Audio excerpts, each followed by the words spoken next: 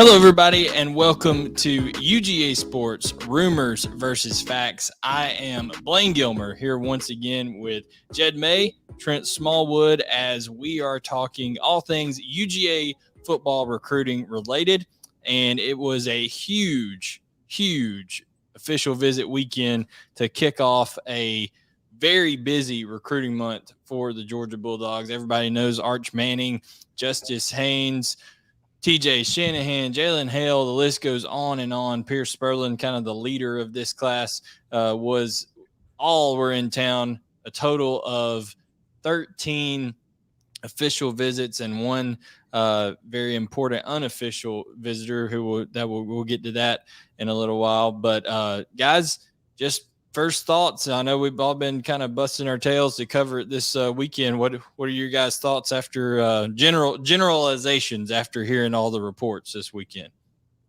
I mean, we talked in the months leading up, right, that no one does on-campus recruiting as well as Georgia does, and that seems like to be the prevailing thought coming out of this thing, is that all these guys' visits really went well. And I'd like to take this time to formally apologize to the members of the Vault for not being downtown and drinking beers with the other recruits on Friday night. That'll be rectified this weekend. So please accept my humble apologies. Jed's going to try to go in as a walk-on punter to Georgia and see how it turns out this weekend. I was told by a guy at the College Football Hall of Fame one time, when you do the drills and stuff, that I run like a quarterback. So if I could maybe be a walk-on quarterback, I could try to swing that. There you go. Trent, first of all, how you doing, man? And second, what are you hearing on all this stuff? Just generalizations from the weekend. Doing good. I guess Jed could be Arch's backup at Georgia. There we go. Yeah. But coming to the visit, I think Georgia made a big move for Shanahan, I think Georgia still sits in an excellent position for Arch. I think they sit in a good position for Jalen Hale. They made these guys that were really priorities in this class, which I guess they're all priorities, all 13 that were on campus this weekend. But they've made a big move for all 13, maybe besides a couple in there. But I think Georgia sits well for a bunch of these guys. Some of them are committed. You got 4 committed. Then you had 9 that were uncommitted. But Georgia sits well for a majority of these guys moving out of the visit. And these guys are from, everywhere, Texas, Louisiana.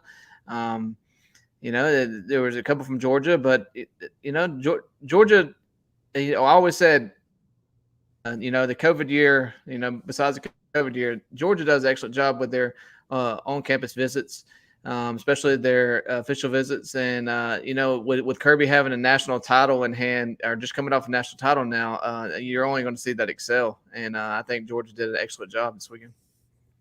Yeah, it was a lot of positive feedback. There were some, that obviously really blew the vault up today with some of our opinions on some things. And hey, that's part of the vault, the community. That's what we do on there, and that's why you join UGAsports.com to get insight. And we're going to be, the great thing that I like about UGA Sports is that it's not a deal where people are trying to cater to certain opinions or things like that. We're going to shoot people straight based on what we hear and check multiple sources and things of that nature. And each of us do that when we decide to put something out there. So it was a big weekend. We will get to some questions about that weekend here in just a minute. Do want to go ahead and look forward just a little bit real quickly. Jed, got some big official visits coming up this week that we'll touch on briefly. Maybe the biggest one of those being Jamal Jarrett, literally and figuratively. So, just kind of give people an idea of how Georgia's going to follow up here in week 2, some of the guys coming onto campus. Yeah, it's hard to follow a list like was in Athens last weekend. But like you said, you got Jamal Jarrett, who has kind of emerged as the top interior D-line, if not overall D-line target in this class. Also, Vic Burley is here. Anthony Evans, who has kind of come onto the scene as a top receiver target after decommitting from Arkansas, is taken as official. Tyler Williams is taken as official. you got another inside linebacker coming in, Troy Bowles, who will be here. Anthony Evans is going to be there, wide receiver. Jeez, I'm When is blanking. Aguero? Aguero, yes. Joenel Aguero is this weekend. Joenel Aguero, who just put out his top 4. Trent, were you at all shocked to see that top 4 for Aguero? What did you think of that? No, I wasn't. I do think that there's a couple teams standing out at the top. I think Georgia being one of them, and Ohio State being one, another one that I thought was a lock to be in that top 4. But I think Florida is a little behind, and I don't even know who the other one is. Who's the other one? Miami. Yeah, I think the 2 Florida schools are sitting behind the other 2. I think Georgia and Ohio State sit in the best position. But I've liked Georgia's stance, ever since the fall, really. In the fall, I guess the coaching change kind of shifted things a little bit, but I think things are back on track. And I think after this coming weekend, I think with him coming, I guess his first official visit, I like where Georgia stands. Yeah, with Aguero, I think it's just the consistency. I think that you would have to put into the camp for Georgia, regardless of what coach has been there.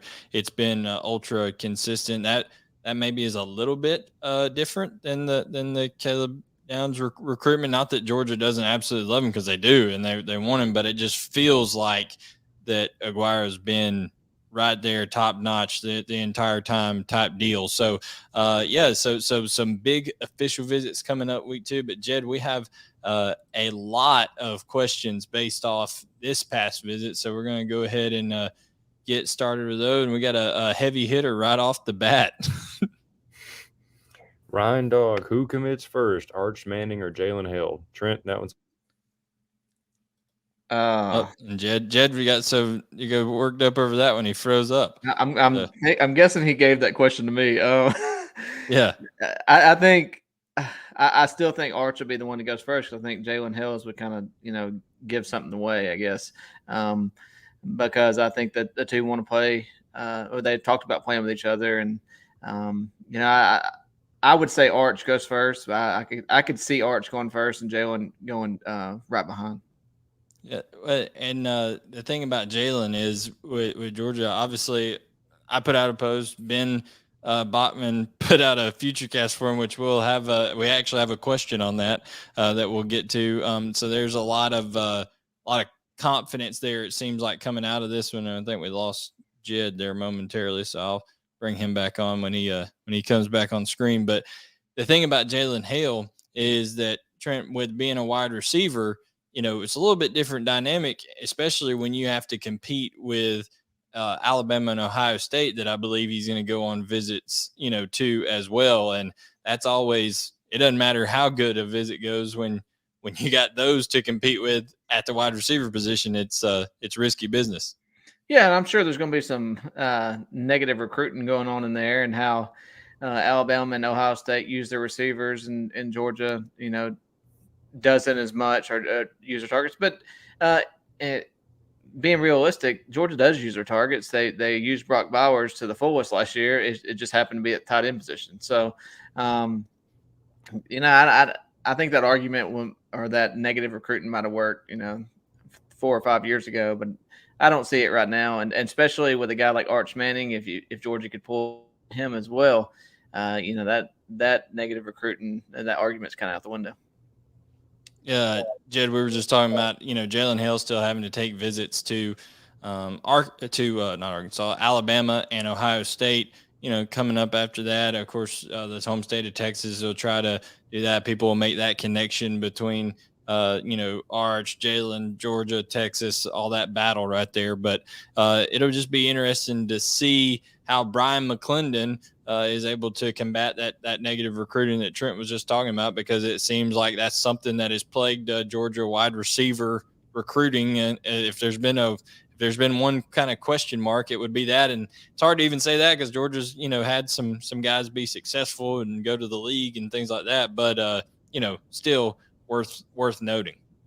Yeah, and I think something that's really interesting is, as I'm sure y'all touched on a minute ago when I had my mystery Wi-Fi issues here, is that Arch and Jalen Hale are fairly close. It's no coincidence they were on their officials together. The weekend Arch is at Texas. Jalen Hale is, I want to say, he's a USC. So this is the one official.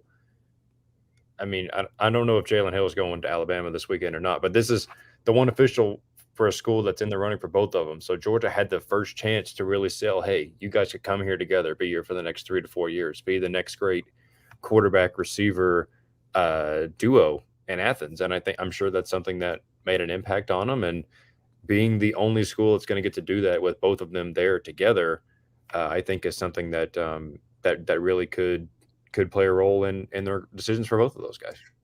And I really think that Georgia intended on, narrowing the wide receiver. I mean, not the depth wise, but as far as the rotation last year, and injuries really plagued that. Where they had McConkey came on, AD Mitchell came on, and you really had to play those guys down the stretch, which gave you more guys with less reps in the game or less snaps. So I think you'll see Brian McClendon come in and try to spotlight some guys a little bit more. Yeah, for sure. Let's look at some of these YouTube comments right here. You guys are going to try to get me in trouble with some of these certain vault guys didn't like our wrestling theme last week, but we're continuing right along with it.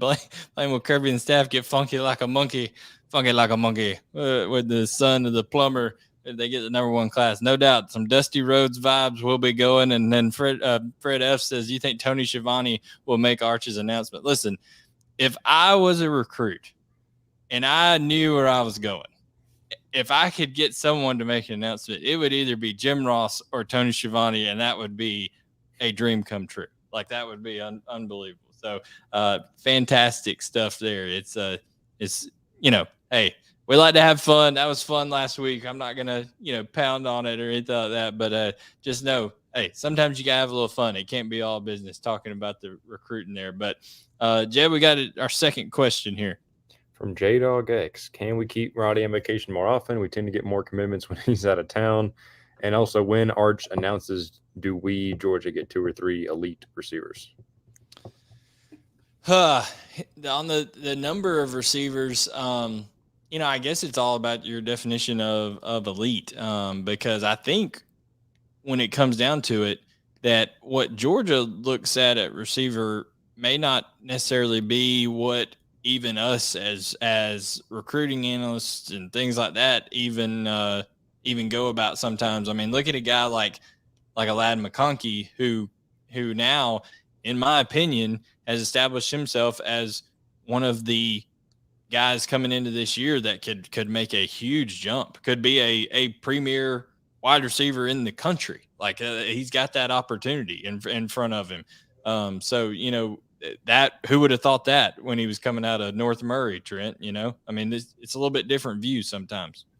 Yeah, and I think you look at the system, the offense system at Georgia, and they like that. Of course, they're going to go after your Hakeem Williams and your Jalen Hales and guys like that, but they also like their system guys. And I think Lad McConkey is not necessarily a system guy, but he's a guy that's a sure-handed receiver. He's got some wheels. He's a smaller receiver, but he has his guys that he likes in the system. He took one this past class, so he's looking at his system. Monken's looking at his system. He's looking at what is elite in his system, what he feels, who he feels can be elite in his system. And, he took a chance on, and McConkey delivered. And they obviously thought AD Mitchell was elite, and then ranking wise, he was not. But, looking coming in this year, you got 2 elite sophomore receivers coming, returning, and neither one of them are highly ranked. So I think there's definitely looking at, if we're looking at rankings to consider elite, are we looking at who Georgia has at the top of their board considering elite? I think we'd look more towards Georgia's board, and they're in on some elite receivers. And Jalen Hale is not a 5-star, but I think Georgia, he's at the top of Georgia's board when it comes to receiver. Jed, and there's one thing that you can't teach, it's speed, and a lot of factors. A guy like Anthony Evans, a guy like CJ Smith, who they signed in this past class. Not guys that when you look at numbers and things like that are maybe just going to blow you away in the stat category. But when you look at how fluid they are and how fast they get from point A to point B, it's impressive. Well, and Cole Spear too. Cole Spear comes out of nowhere and runs the 4.29 or whatever it was. Yeah, whatever it was of that. Hey, don't get crazy now. It ain't no 4.2. He runs whatever at that App State camp. Comes to Athens and impresses in a workout and gets an offer. And between obviously McClendon wasn't in Athens at this point last year, but between Todd Monken and now Brian McClendon, if there's one staff in the country that you would trust on receiver evaluations, it's those two guys put together. So yeah, I mean, they might not. Like you said, Blaine, it depends on your definition of elite. They're in on Hakeem Williams, Jalen Hale. What's the guy? Jalen. Jalen Hale. Jalen Hale's the guy out of Miami. Jalen Brown.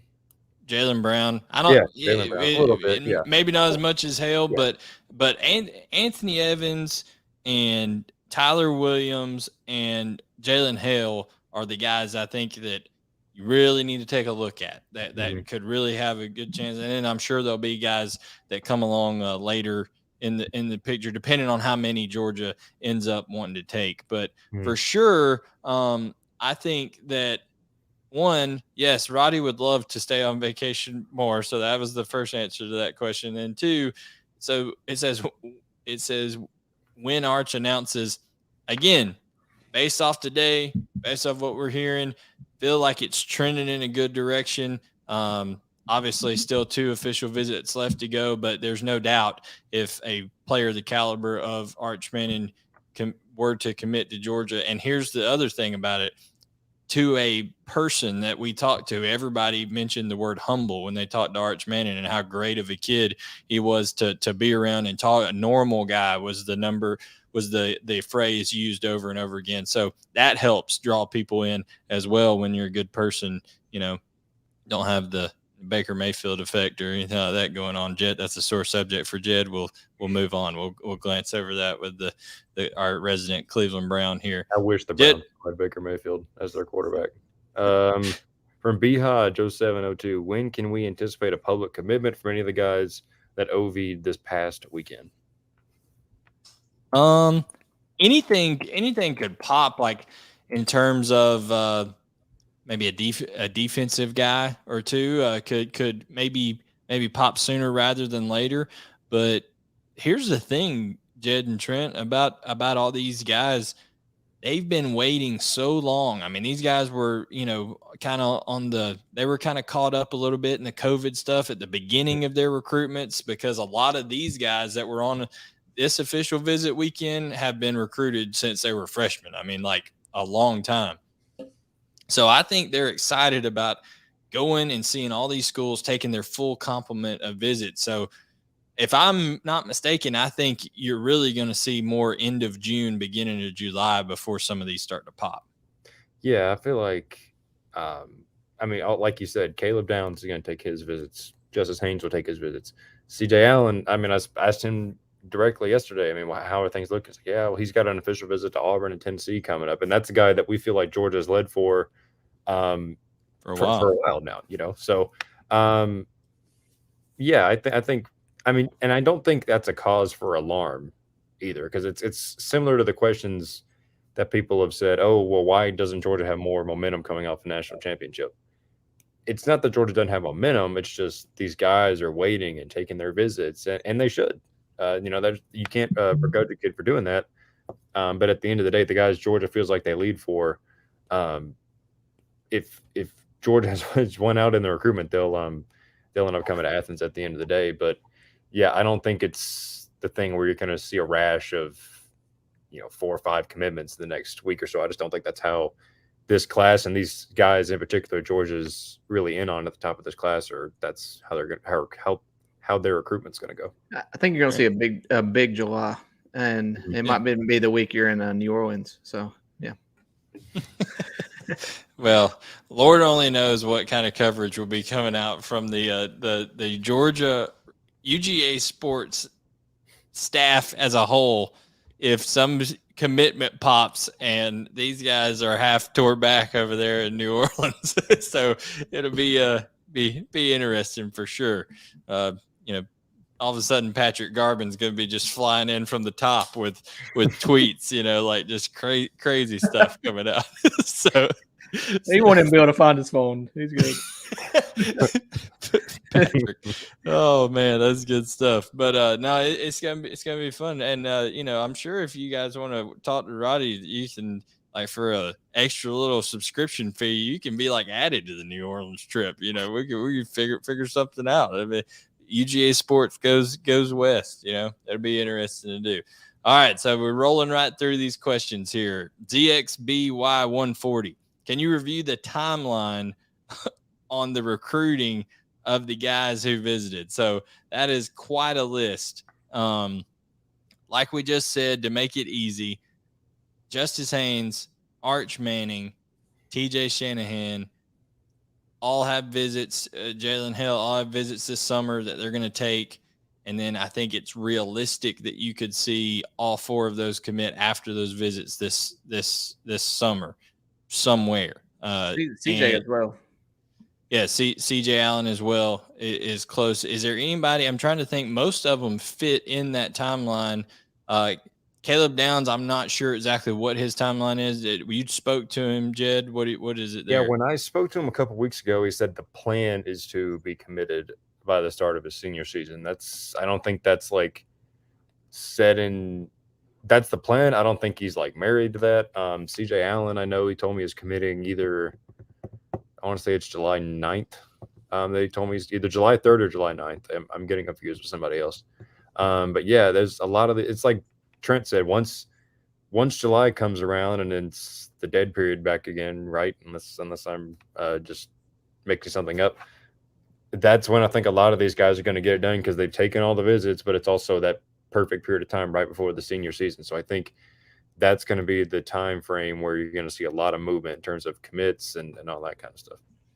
And another one that Jeff Hightoff brings up here on YouTube is, what's up with AJ Harris? Was that a surprise 5-star visit? So when AJ came in, surprise to the public, I think, to everybody out there. But Georgia, I think, had that set up for a little while, kept it under wraps. But yeah, it was definitely known beforehand that he would be coming in. Also, Damon Wilson was an unofficial visitor that got added a little bit later, down from Venice, Florida area, long, rangy outside linebacker. So, AJ Harris,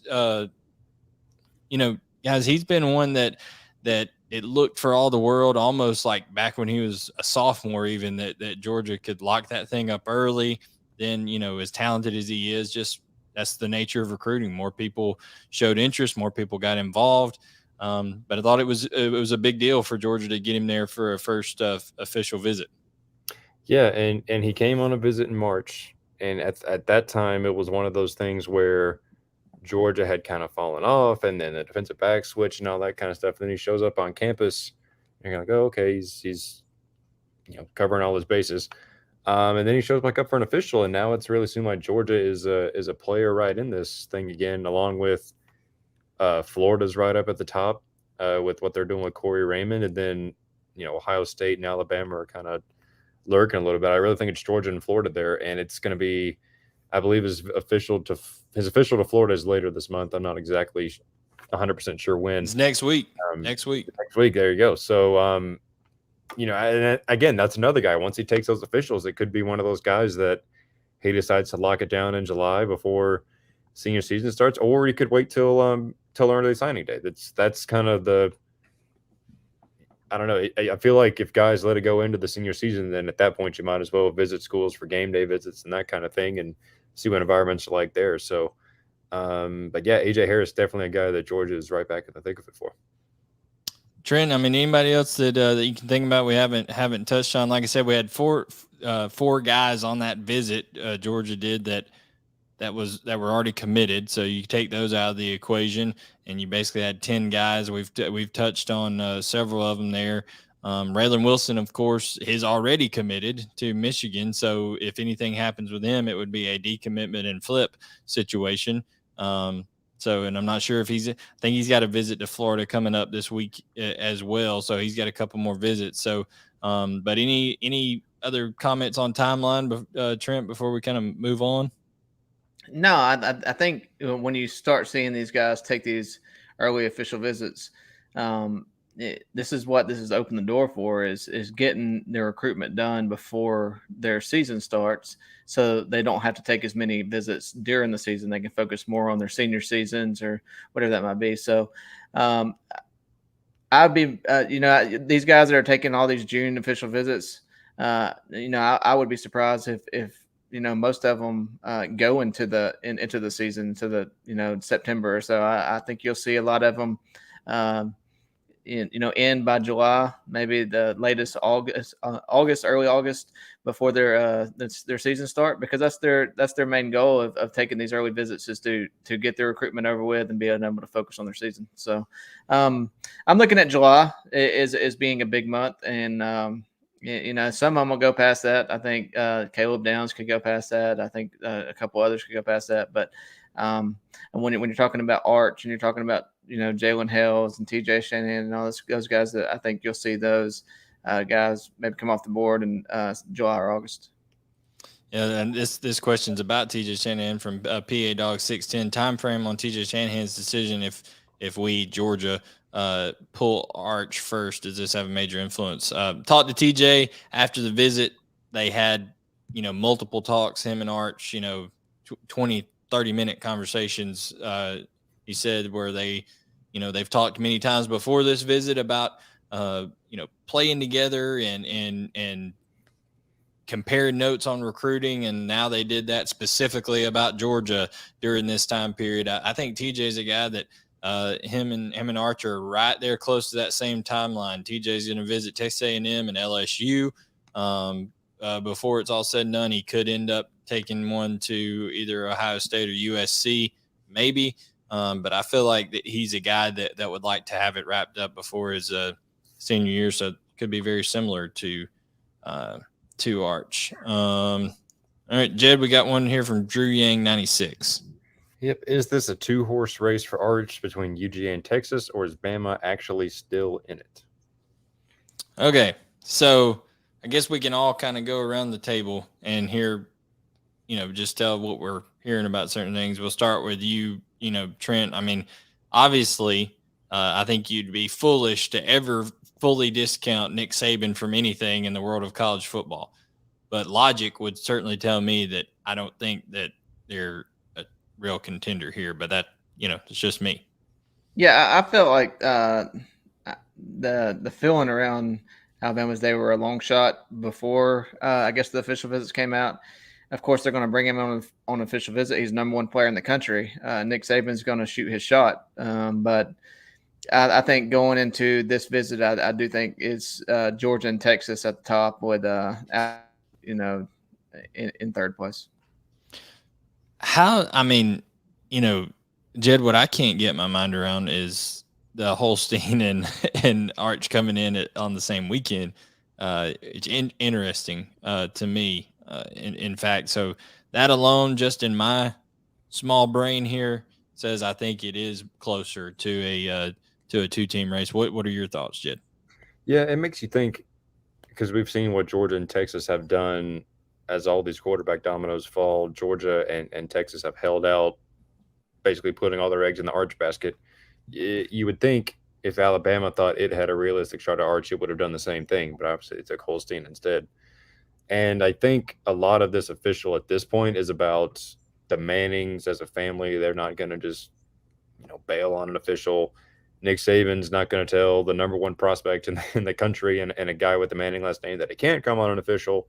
So it's two sides that are kind of doing the right thing and playing it out. But now the question is, the question is Nick Saban sly like a fox, and just everybody else is is it the Bill Belichick principle when Belichick on draft day drafts a guy from UT Chattanooga that everybody else had in 5th round on their board? Well, everybody's like, well, is this guy a future Hall of Famer? Did we miss on him? What's going on? There's that, and then you also, and then this is partially a joke, but also like partially not. You wonder if Nick Saban does some recruiting for Texas on this visit, right? Because I mean, it benefits Nick Saban if Arch Manning goes to Texas as opposed to Georgia, and that's probably not going to happen. That's mostly a joke, but it's something that, I mean, I don't know. I wonder if it's maybe not recruiting for Texas as much as negatively recruiting against Georgia. Maybe putting it that way. I could very well see that. The Texas head coach was just the offense coordinator at Alabama. Yeah, exactly. So that is an interesting way to look at it. I think. But didn't Saban say at one point, Trent, that Kirby was like a son to him? So what's going on there? I don't know about that. But I mean, his son don't even like him. So. Well, we'll see about all that in terms of the time period and stuff. It's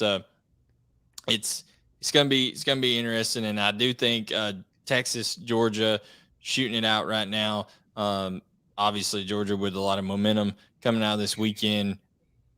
I said it on UGA Sports Vault on a post that a lot of sources that we all have talked to for weeks had positive sentiment, saying hey, things looking good for Georgia and Arch, things of that nature, people that we trust that don't have any reason to lead us astray. And that escalated in this past 3, 4, 5, 6 days from positive sentiment to, what I put as kind of unwavering confidence. So by no means saying it's a done deal, but I think the confidence meter's, ticking up rapidly on that deal over there.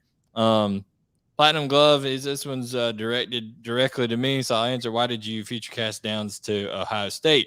Okay, the reason I did that is because you go off of the reports that you're given, the reports that I was given from Downs' visit. Not that it was a terrible visit, but usually you hear nothing but really, really good news, even not directly from the prospect, but from the people around the visit. And that was not the case. It was Downs also getting direct reports from people close to the situation about how hard Ohio State is recruiting him. The new defensive back coach, his name escapes me at the moment, new defensive back coach at Ohio State that coached Sauce Gardner and Kobe Bryant at Cincinnati, has a lot of momentum. There's a lot of appeal at Ohio State of early playing time, as they didn't have a big class in DBs. But that's kind of the reason I did it. I mean, y'all feel free to add anything. Y'all didn't put one in, but anything that y'all want to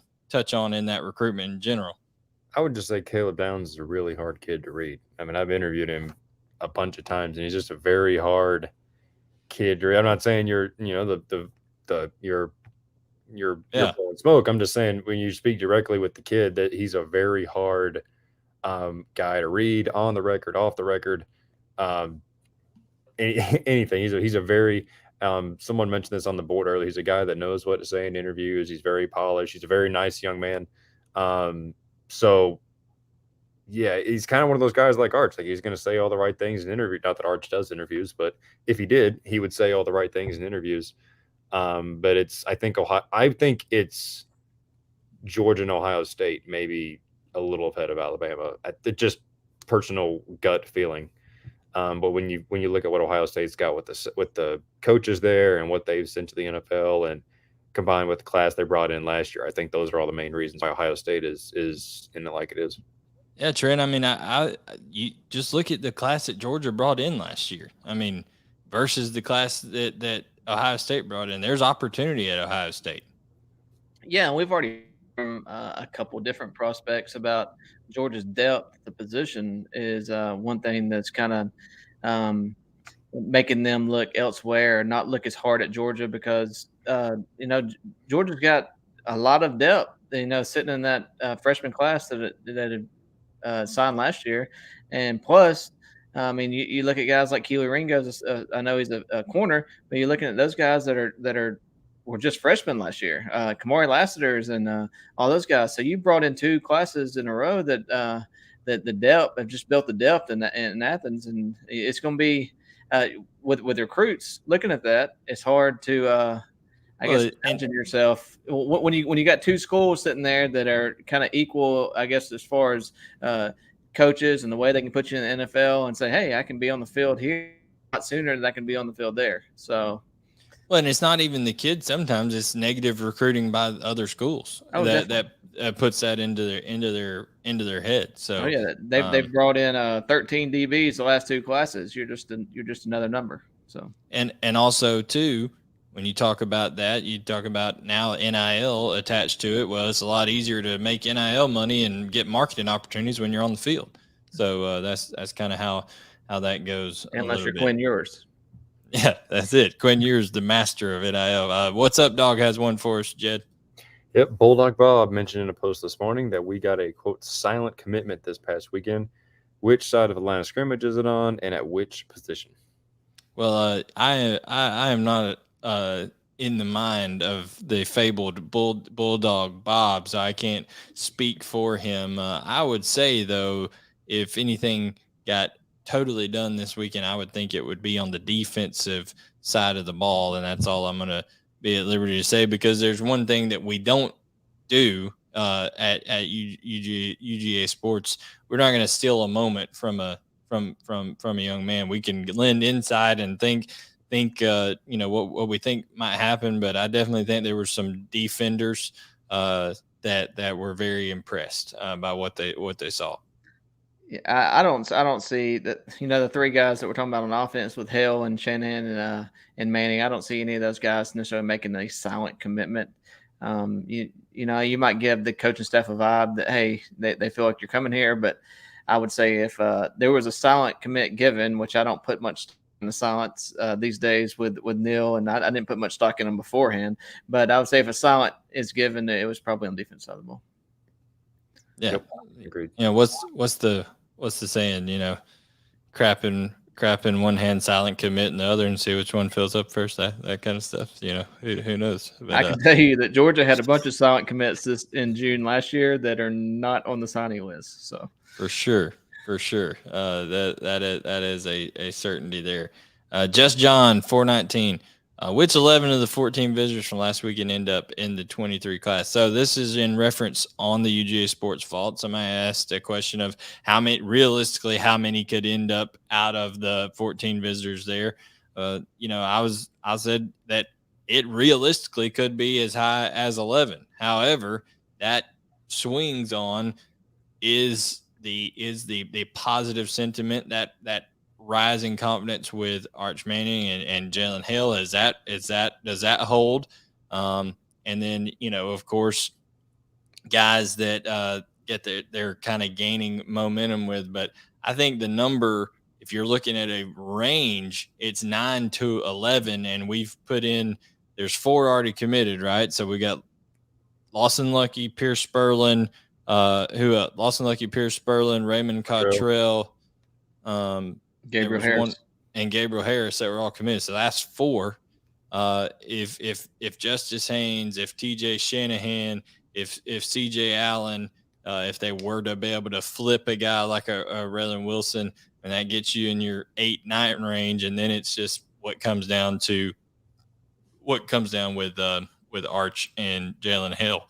And I think AJ Harris too is another one's going to come down to. So yeah. So that could bump it even higher. But AJ Harris and Caleb Downs, Arch and Jalen Hale, I think, are 4 most contested. Still coming out of the weekend, but still half of that group maybe more confidence with than the others. All right, Jed, got one from OU Herschel Walker. Yeah, was Choppy's forecast of Hale to Georgia at 2:30 a.m. Sunday alcohol induced? Listen, nobody knows when Choppy sleeps, and nobody knows when he's awake. I can guarantee that he doesn't comment in our group chat until about 2:30 in the afternoon, so nobody knows what he does. Yeah, so it could just be a regular sleep cycle. It could have been a couple of Jello shooters. Who knows? Who knows what happens with Choppy?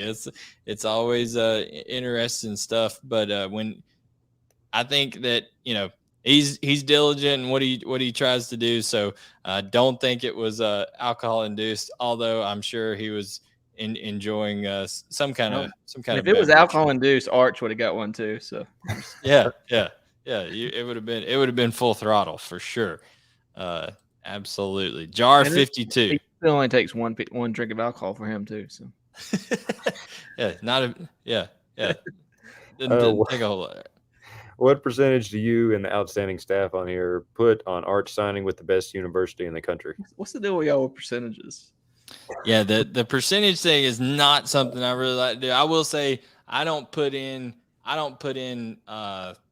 futurecast for guys unless that percentage is really, really high, which is why I said I'm getting towards that threshold with an Arch, with a Jalen Hale to Georgia, but there's still a few more things I want to check off the list type deal. But I definitely think it would be into a favorite position right now. So more than a 50, and that when you got three teams, that's a pretty impressive percentage that are still involved. So I think it'd be over 50 for me. But guys, I don't really like talking a whole lot about percentages and things like that. We don't have confidence meters and all that kind of stuff. So we just kind of put in a pick or we don't type deal at a moment. But you guys will definitely know if you're subscribed to the UGA Sports Vault as soon as those go in. All right, and we have one more question here from Sandbar Bathroom, Jed. Yep, Joenel Aguero is committing July 23rd.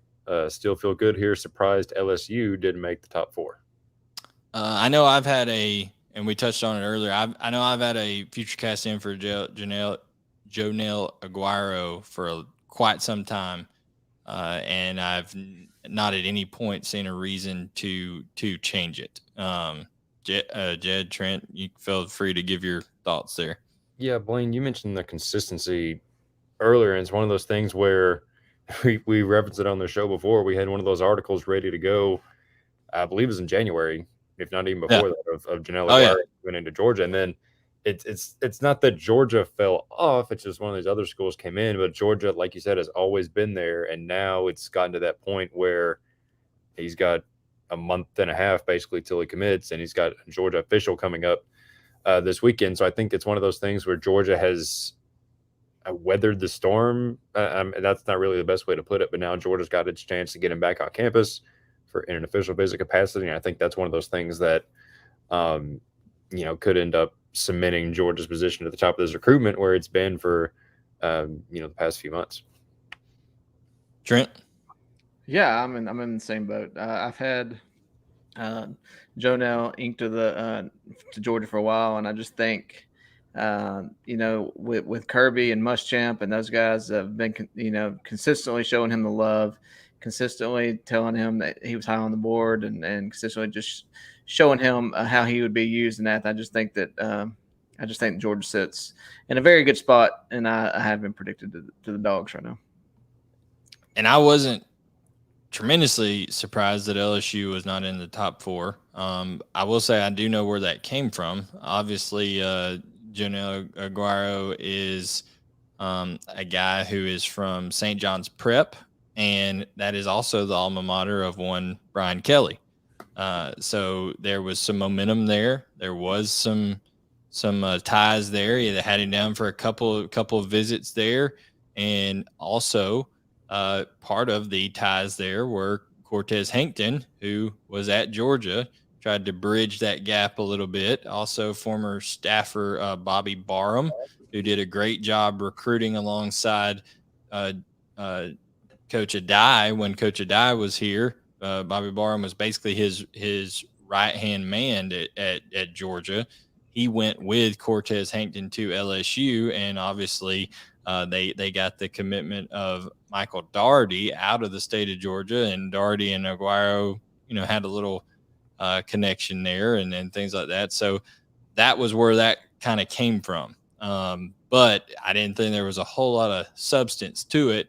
I think, Ohio State, Georgia, the programs they are, and then from a NIL standpoint and a opportunity standpoint, Miami could be really attractive as well. Don't know if Florida. I think Florida. I would put Florida 4 out of 4 in his top 4. So, Aguero is a guy that Georgia identified early on that he's one of those that they circled in red ink, if you will. Like got to get that guy. So I think he knows that, and I felt no reason to change the future cast away from that. If you guys have any questions on YouTube, go ahead and throw them in here. We'll start taking some of those here for another couple minutes. Jed, tell them what we got coming up. Not only UGA Sports, but on the national side, things coming up. What do we have coming on the national side? That's a good question. This is actually this week is when the new 23 rankings are coming out. So we had 5 stars coming out today. Hakeem Williams is a 5-star now. So all you people that want Georgia to land a 5-star receiver, there's your chance. Trying to think if there's any other Georgia guys that earned a 5th star. Sam Mpemba, I think, is number 3 in the country. Arch Manning, of course, number 1. TJ Shanahan's up there really high. I think he had 5th star before anyway. So, but yeah, the rest of the 23-250, I can go ahead and tell you from being at the rankings meetings, because no one national watches the show anyway. Jamal Jarrett took a big leap in the rankings. Raquez McElderry made a big jump in the rankings. So there are some Georgia ties there that'll be coming out. I don't know when the full list gets released, because that's above my pay grade still. Not that my pay grade's very high. Rivals 100 gets released tomorrow. 250 gets released the next day, and 4 stars get released Thursday. And see, look at Trent. Hey, and I'm not even that pay grade. I just know the schedule. Trent's above me already. So yeah, that's something to keep your eye out for. All these guys that Georgia is in on and targeting and all those kind of things. See where they, rose and fell to in the new rankings this week. We'll leave you guys with one last little nugget here. Was riding home this afternoon from work. Arch. No, called some prospects who will be coming to Georgia this weekend for official visits, and it was none other than one Jalen Hale that had been in contact with those guys, speaking the praises of University of Georgia. So that seems to say a lot there. So with that, guys, I think we're kind of done with this one. It was a jam-packed episode of UGA Sports Rumors versus Facts. For my co-host Trent Smallwood and Jed May, I am Blaine Gilmer, and we will catch you guys next Monday night on UGA Sports Rumors versus Facts.